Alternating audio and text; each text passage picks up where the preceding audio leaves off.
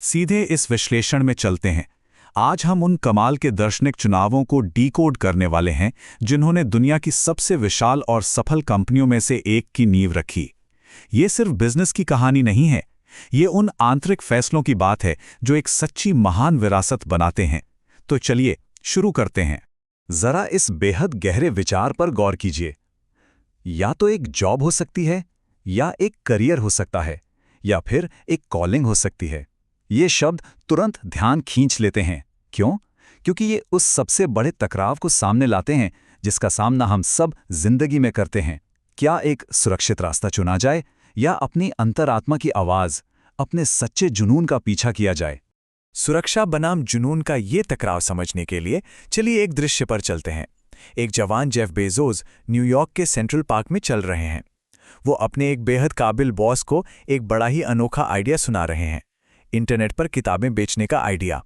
और उस बॉस का जवाब और भी दिलचस्प था। उन्होंने पूरी बात बहुत ध्यान से सुनी और पता है क्या कहा?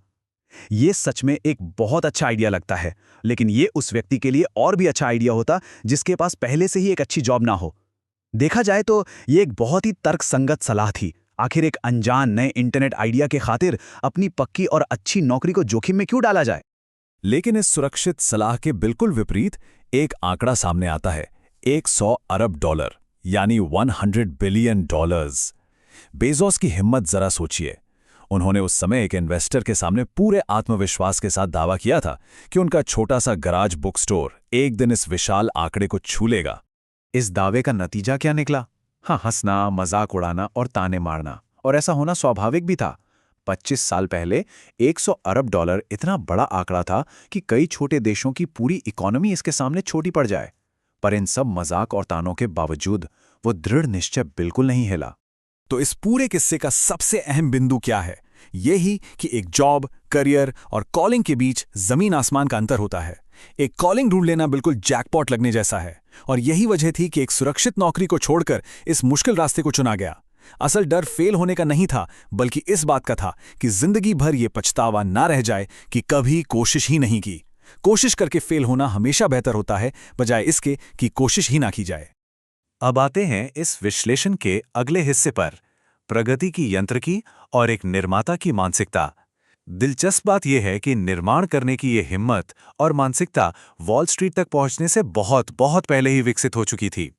एक आविष्कारक का दिमाग बचपन से ही कैसे काम करता है, जरा देखिए। गैराज के अंदर सीमेंट और पुराने टायरों से बना ऑटोमेटिक गेट क्लोजर, छाता और फॉइल से बना सोनर कुकर, और यहां तक कि भाई बहनों को उनके कमरे में पकड़ने के लिए बनाए गए अलार्म्स। ये सभी चीजें जाहिर करती हैं कि जीरो से शुरुआत करने और कुछ नया बनाने का गहरा झुकाव हमेशा से ही मौजूद था।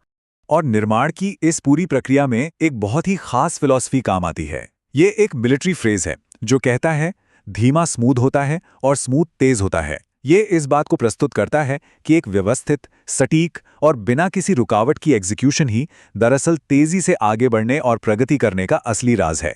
चाहे कोई भी फील्ड हो, यही नियम लागू होता है। चलिए अब आते हैं इस विश्लेषण के सबसे महत्वपूर्ण हिस्से पर, गर्व का दर्शन, यानी उपहार बनाम चुनाव। हमें जिंदगी में क्या उपहार मिलते हैं और हम अपनी मेहनत से क्या कमाते हैं, इनके बीच एक बहुत ही गहरा और स्पष्ट अंतर है। एक तरफ होते हैं उपहार, जैसे कि पैदाइशी लंबा होना या गणित में नेचुरली होशियार होना। इन चीज़ों को पाने में हमारी कोई मेहनत नहीं लगती, ये बस मिल जाती हैं।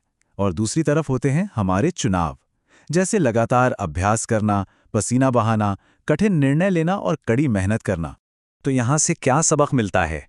यही कि जो उपहार और पैदाइशी काबिलियतें हमें मिली हैं, उनके लिए हमेशा आभारी होना चाहिए। लेकिन क्या हम उन उपहारों पर गर्व कर सकते हैं? बिल्कुल नहीं, क्योंकि उन्हें कमाया नहीं गया है।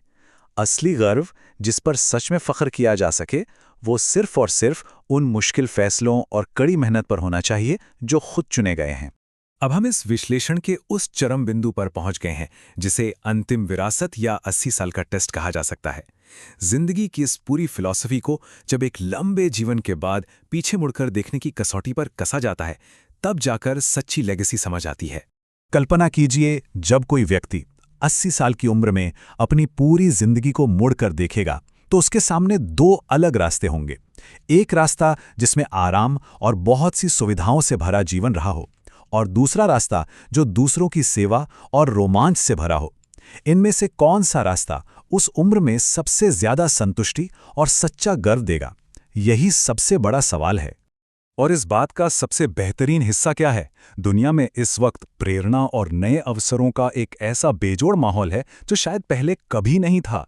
इतिहास के तमाम बड़े आविष्कारक भी आज के इस सुनहरे दौर में जीना चाहते। एक बिल्कुल कोरा कागज आगे रखा है जिस पर शुरुआत से लेकर आखिर तक एक खुद की ओरिजिनल कहानी लिखी जा सकती है। और सबसे खास बात, उस कहानी की शुरुआत अभी इसी वक्त होती है। और ये पूरी कहानी उन छोटे छोटे फैसलों पर ही निर्भर करती है जो हर रोज लिए जाते हैं। सोचने वाली बात है, क्या आलस और ठहराव की जगह अपने जुनून को चुना जाएगा? पुरानी परंपराओं की जगह क्या नएपन को तरजीह दी जाएगी? हर चीज की आलोचना करने वाले एक निंदक बनने के बजाय क्या कुछ नया बनाने वाला निर्माता बनना बेहतर होगा? और सबसे बढ़कर, सिर्फ चतुर दिखने की बजाय क्या दयालु होने का फैसला किया जाएगा? ओके, इस अगले बिंदु पर गौर करना सच में बहुत जरूरी है।